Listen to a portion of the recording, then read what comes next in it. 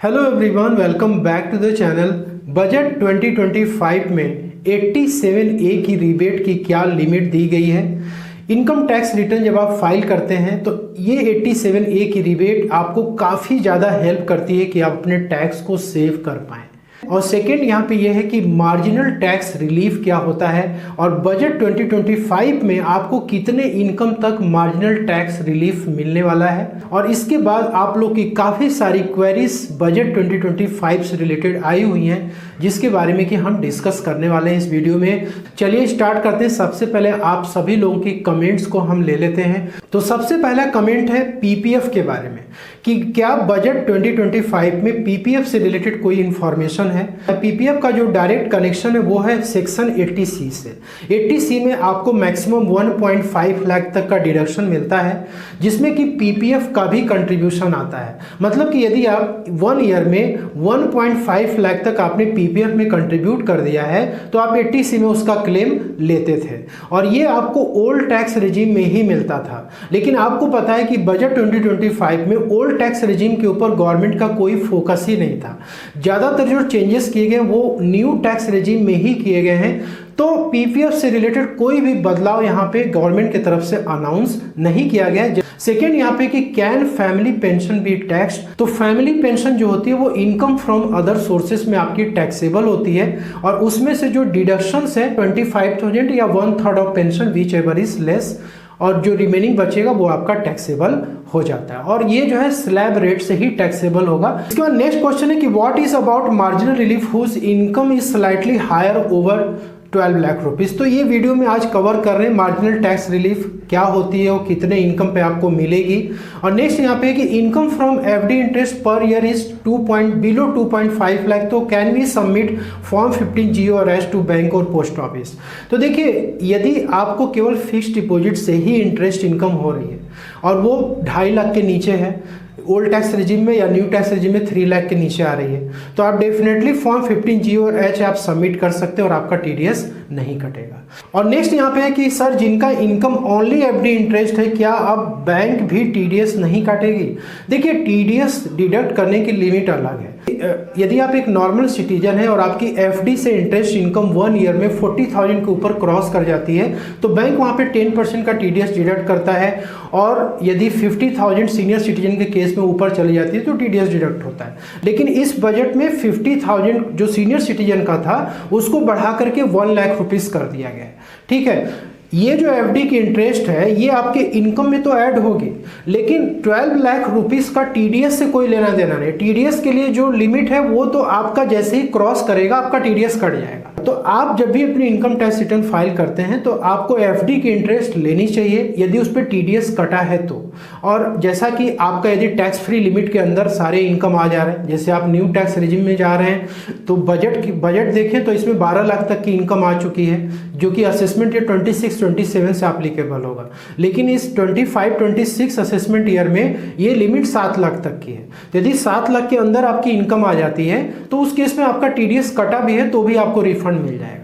तो बजट 2025 में marginal relief और 87A की रिलीफ काफ़ी इंपॉर्टेंट है और इससे रिलेटेड बहुत सारे लोगों को कन्फ्यूज़न भी है, लेकिन ये वीडियो देखने के बाद आपकी सारी कन्फ्यूजन दूर होने वाली है। सबसे पहले जो न्यू टैक्स रिजिम जो ओल्ड वाली थी उसको पहले हम देख लेते हैं क्या स्लैब रेट था जो कि फाइनेंशियल ईयर 24-25 के लिए एप्लीकेबल है। इसका असेसमेंट ईयर 25-26 होगा तो उस पर ये जो स्लैब है ये एप्लीकेबल होगा। बजट जो आया है ये बजट इस पर्टिकुलर ईयर के लिए एप्लीकेबल नहीं है।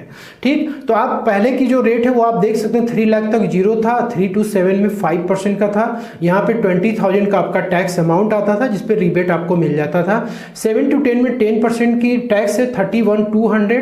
देखिए यहाँ 31,200 में एजुकेशन सेस 4% इंक्लूडेड है, इसलिए आप कंफ्यूज मत होइएगा। 10 to 12 में 15% का है तो ये टैक्स आ रहा है। इस स्लैब में आपकी इनकम आती है तो उसके अनुसार ये टैक्स रेट एप्लीकेबल हो जाएंगे। और यहाँ पे आप देख सकते हैं कि ये जो स्लैब है ये थोड़ा सा मतलब स्कैटर्ड मैनर में है।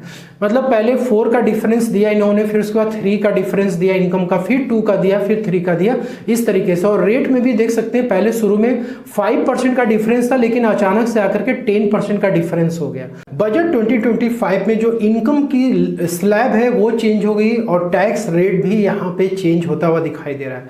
तो देखिए ये फाइनेंशियल ईयर 25-26 से ये स्लैब एप्लीकेबल होगा, मतलब 1 अप्रैल 25 से लेकर 31 मार्च 2026 के बीच में आपकी जितनी भी इनकम आएगी उस पे ये रेट अप्लाई होगा, ठीक है, जिसका असेसमेंट ईयर 26-27 होगा, ठीक है। तो यहाँ पे आप देख सकते हैं कि 4 लाख तक के लिए 0 टैक्स रेट है, टैक्स अमाउंट भी 0 आ गया। 4 से 8 में 5% का रेट है, जिसपे कि 20,000 का टैक्स यहाँ पे आएगा। यदि 8 से 12 के बीच में तो 10% का रेट है, 40,000 का टैक्स आएगा, तो टोटल यहाँ पे टैक्स आपका आ गया 60,000। 12 से 16 के बीच में तो 15% का, और 60,000 टैक्स आया तो 120 का यहाँ पे आ गया टोटल। और इसके बाद 16 से 20 में है तो फिर देख सकते 20% का रेट एप्लीकेबल है। टैक्स अमाउंट यहाँ पे 80,000 का आ जाता है।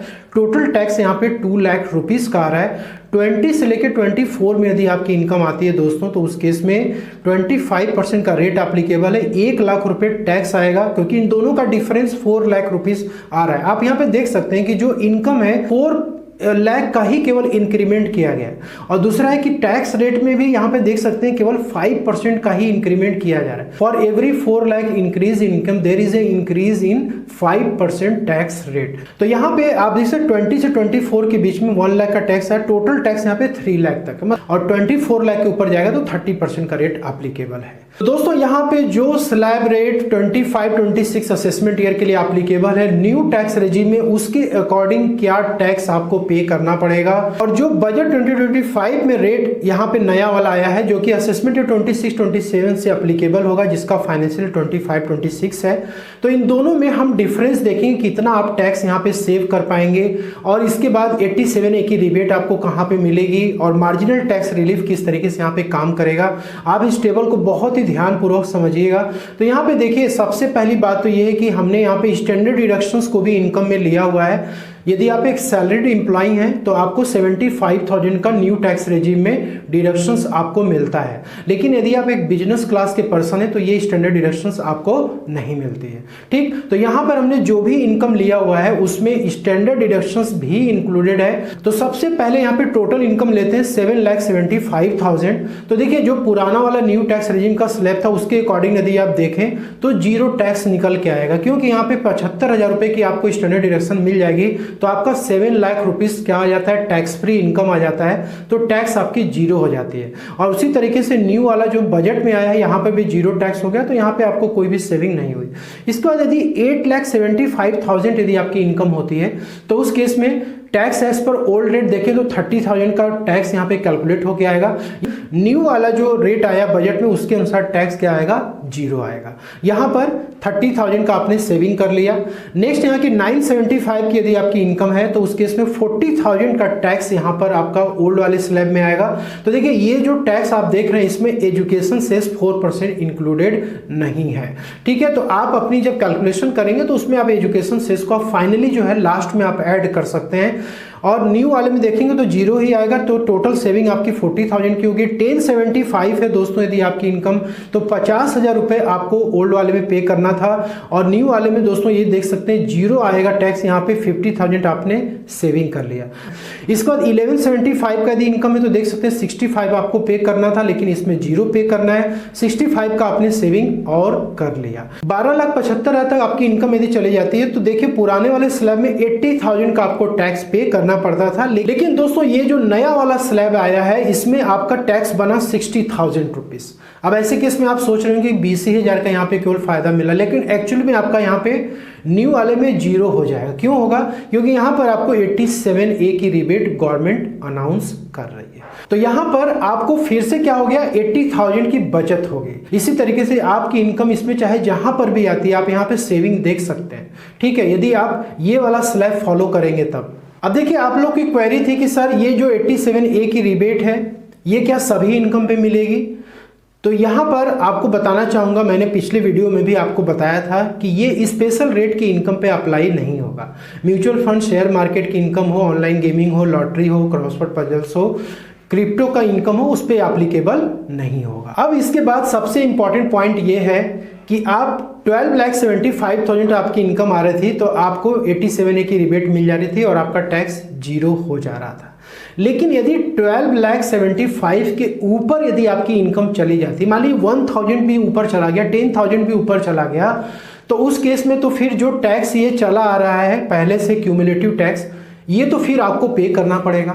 तो गवर्नमेंट यहाँ पे बोलती है कि नहीं, आपको हम मार्जिनल टैक्स रिलीफ भी यहाँ पे प्रोवाइड कराएंगे। अब मार्जिनल टैक्स रिलीफ दोस्तों क्या होता है कि marginal tax ensures that the tax payer earning slightly above 12 lakh do not end up paying more tax than their excess income over 12 lakh rupees. इसके मतलब को आप समझिए क्या कहना चाह रहा है।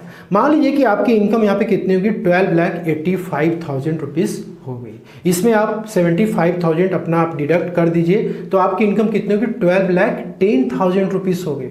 तो आपकी इनकम कितनी बढ़ी, 10,000 ही केवल बढ़ी ना। लेकिन 10,000 इनकम बढ़ने की वजह से इस रेट के अनुसार आपकी टैक्स कितनी आ रही है, 61,500 आ रही है। ठीक है, तो गवर्नमेंट यहाँ पे ये कहती है कि हम आपको मार्जिनल टैक्स रिलीफ प्रोवाइड करा रहे हैं कि जितनी इनकम आपकी बढ़ रही है उससे ज़्यादा आपको टैक्स नहीं देना है। मतलब यहाँ पर आपको सिर्फ 10,000 का ही टैक्स केवल पे करना पड़ेगा गवर्नमेंट को। तो यहाँ पे दोस्तों ओल्ड में यदि आप करेंगे तो 82,000 का टैक्स आ रहा है, तो यहाँ भी आपने 72 का सेविंग कर लिया। इसके बाद नेक्स्ट ये है कि यदि आपकी इनकम 1325 पे चले जाती है, मतलब कि यहाँ पे 12,50,000 रुपये आप लेकर के चलिए यदि, तो 12,50 में भी आप जाएंगे तो आपका टैक्स कितना बन रहा है, 67,500 बन रहा है। और यहाँ पे आपकी इनकम कितनी बढ़ी, केवल 50,000 बढ़ी। तो यहाँ भी गवर्नमेंट आपको बोले कि नहीं, आपको केवल 50,000 ही पे करना है।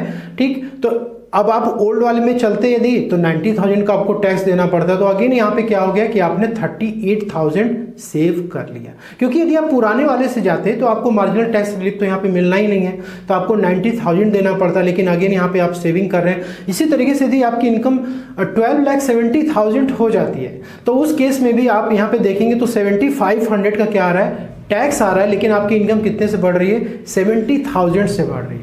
तो यहाँ पर भी आपको केवल 70 देना है। और अगेन आपने यहाँ पे सेविंग कर लिया, क्योंकि ओल्ड वाले में आपको 94 का टैक्स देना था। यदि आपकी इनकम मान लीजिए कि 13,50,000 रुपीस हो जाती है, अब इसमें से आप स्टैंडर्ड डिडक्शन माइनस कर दिए 75, तो 12,75,000 आपकी इनकम आ रही है। तो आपकी इनकम कितनी बढ़ी, 12 लाख तक तो टैक्स फ्री है, लेकिन 75,000 ही केवल आपकी इनकम बढ़ी है। तो यहाँ पर भी गवर्नमेंट आपको बोलती है कि आप कैलकुलेशन कर लीजिए। कैलकुलेशन जब किया गया तो यहाँ पे आ रहा है 71,250।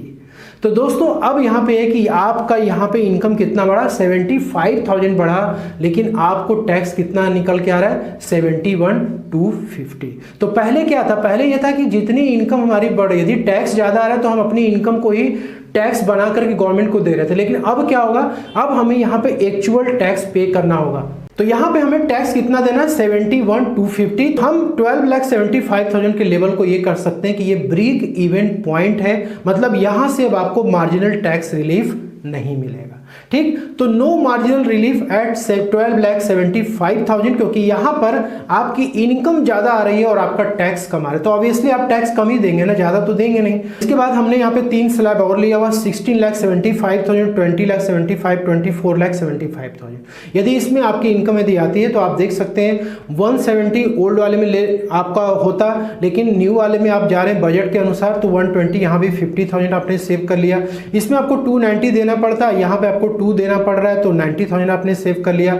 और यदि 2475 में आप जा रहे हैं तो 4,10,000 का टैक्स आता, 3 लाख यहाँ पे आ रहा है, तो यहाँ भी आपने 1,10,000 सेव कर लिया। तो 24 लाख के ऊपर जाएंगे तो 30% का रेट है। लेकिन वहाँ पे क्या है कि 2475 आप ले रहे हैं तो 75 का आपको स्टैंडर्ड डिडक्शन भी तो मिल रहा है, तो 24 आ गया, तो वहाँ पर आपका जो टैक्स और रेट एप्लीकेबल होगा 25 होगा।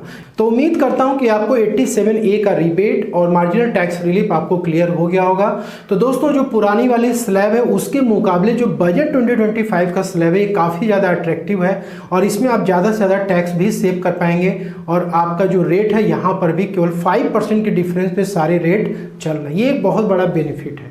तो आशा करता हूँ कि आपके सवालों का जवाब मिल गया। वीडियो अच्छी लगे लाइक शेयर जरूर करिएगा।